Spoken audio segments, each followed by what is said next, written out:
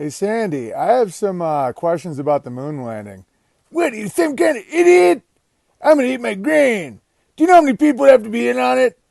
You're just jealous because we beat the Russians with grit. Of course you can make a phone call from the moon. I don't know though, how'd they make a phone call from the moon with no electricity or radio towers through 240,000 miles of vacuum in the Van Allen radiation belt? And then they destroyed all the evidence they went because they said they had a budgetary problem. And they had to tape over the telemetry data. That's literally what they said.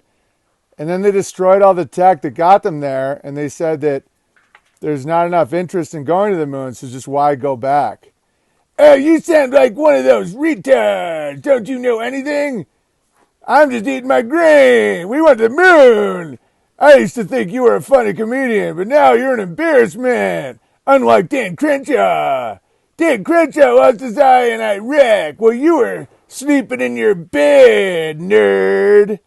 Don't you know? Lindsey Graham. Oh, how dare you? Don't you know? We went to the moon to beat terror.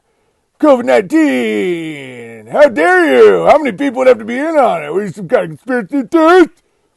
I feel bad for your wife and kids. You sound unstable. You can't make a phone call from the moon in 1969. That picture from Nixon's office, that was from Apollo 8. They did really high-level aperture and photography in a vacuum at negative 200 degrees Celsius without any people. Because that makes total sense unless you're a commie. I'm a baby boomer. Hey, Sandy, you're being very mean right now. I provide for you all this grain. Yes, I give you. You took my milk and got a grit.